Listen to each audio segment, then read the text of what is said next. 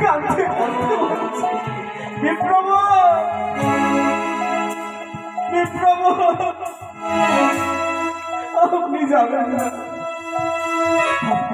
আজকে যে দ্বাদশী তিথি আপনি চলে গেলে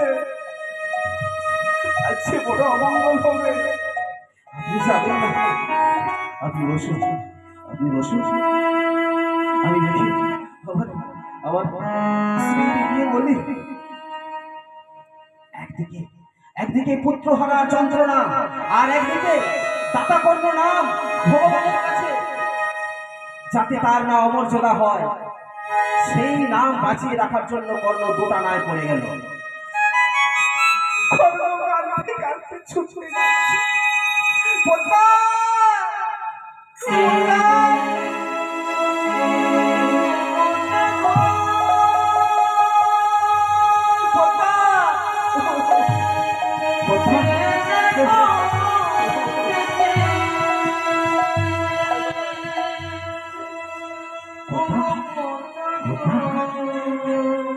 বাড়ি থেকে ছুটে এসে বলছে, স্বামী তুমি এমন করে কাঁদছো কেন? এমন করে কাঁদতে কোনোদিন দেখিনি, তোমার কি হয়েছে স্বামী? এমন করে কাঁদছো কেন? বলো না স্বামী, তোমার কি হয়েছে? জানো বলতা, আমার কি হয়েছে জানো? আমি নিজে উঠে বলতে পারবো না আমার কি হয়েছে, আমি বলতে পারবো না, আমি কেন কাঁদছি আমি বলতে পারবো না। পদ্মা আমায় তুমি জিজ্ঞাসা করো না,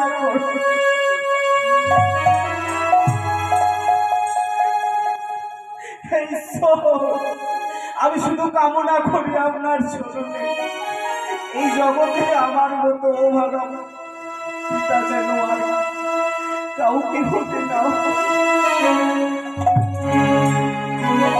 স্বামীর এমন কান্না দেখে পদ্মাবতী আর চুপ করে থাকতে পারছে না।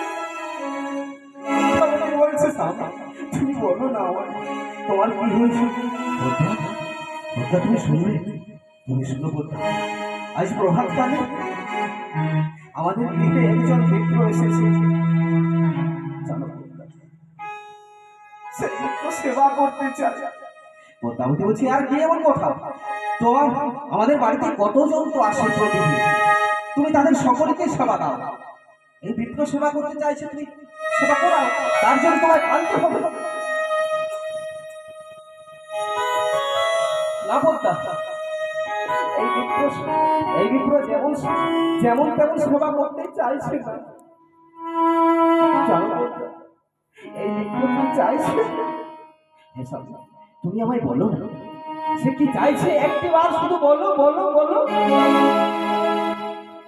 যেই না পদ্মাবতী জোর করেছে, কর্ণ কাঁদতে কাঁদতে বলছে, পদ্মা গো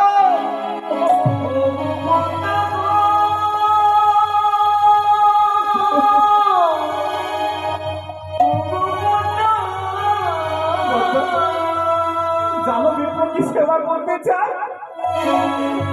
তোমার একমাত্র মা বলে ডাকার আর তোমার নয়নের মনে বৃষকেতর মাংস